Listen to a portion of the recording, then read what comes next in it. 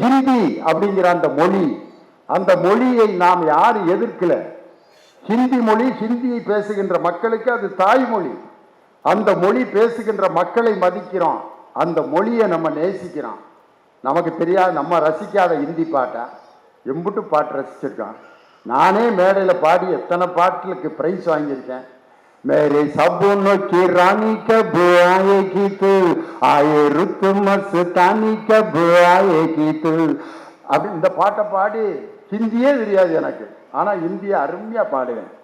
Bobby பாட்டை பாடி அன்னைக்கெல்லாம் college பிள்ளைகள்கிட்ட, பாபி அந்த ஏஜில் இருக்கவங்களுக்கெல்லாம் தெரியும், காலேஜ் பிள்ளைய சேர்ந்துச்சுன்னா லியோனி அந்த பாட்டை பாட வைட்டான்னா அப்படியே ஜாமுன்னு அந்த பெல் பாட்டம் பேண்ட்டை போட்டுக்கிட்டு பெரிய ரிஷி கபூர் மாதிரி பாபி காலர் வச்ச சட்டை, ஸ்டெப் கட்டிங் அப்படி போட்டு,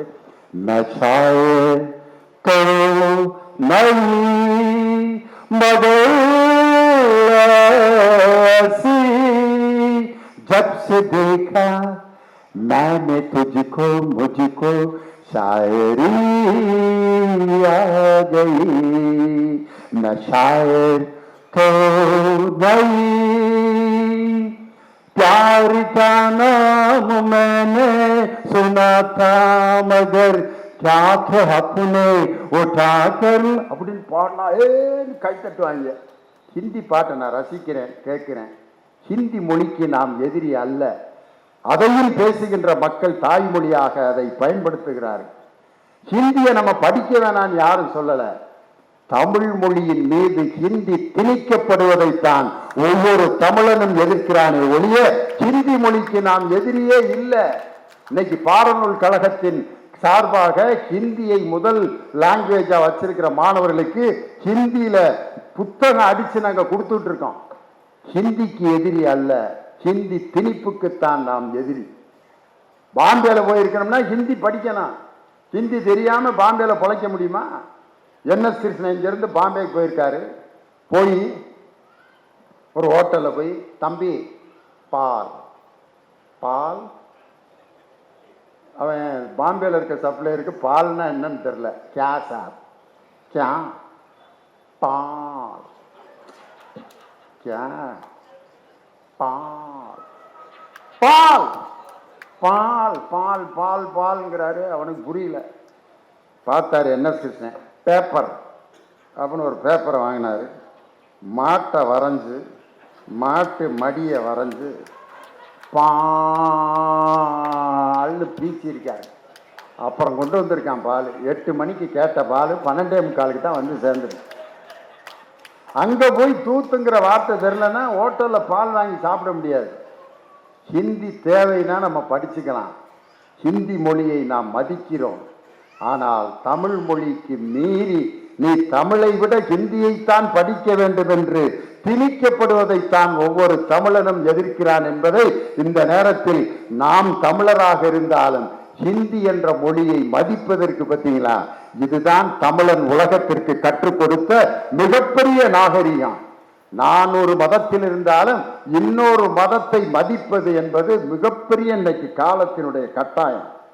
மெல்லிசை மன்னர் எம்.எஸ். விஸ்வநாதன் முகமது பின் துக்ளக்குங்கிற படத்துக்கு மியூசிக் போடுறார். அதுல முதல்ல பாடக்கூடிய ஒரு டைட்டில் சாங், அந்த பாட்டை அருமையா கவிஞர் எழுதிட்டார். அல்லாஹ் அல்லாஹ் நீ இல்லாத இடமே இல்லை. அந்த பாட்டை முகமது ரஃபி பாடினா நல்லா இருக்கும்ட்டு ஐடியா கொடுத்துருக்காங்க. முகமது ரஃபியை பாட சொல்லி எல்லாம் அவருக்கு எல்லாம் பேசி வர வைக்கியாச்சு.